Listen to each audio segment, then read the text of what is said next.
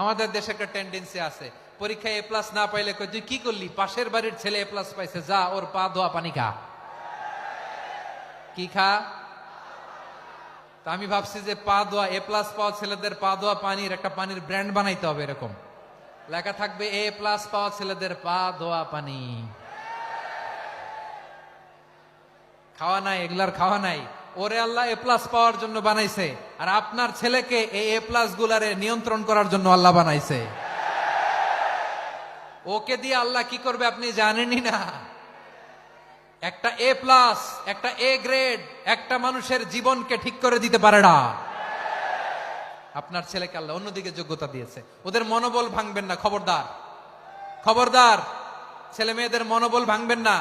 যাকে দিয়ে যেটা হবে তাকে দিয়ে সেটা করতে হবে, তার প্রতিভাকে সেভাবে কাজে লাগাতে হবে। তাহলে বাংলাদেশ, আমাদের এই জনসংখ্যা জনসম্পদে রূপান্তরিত হবে।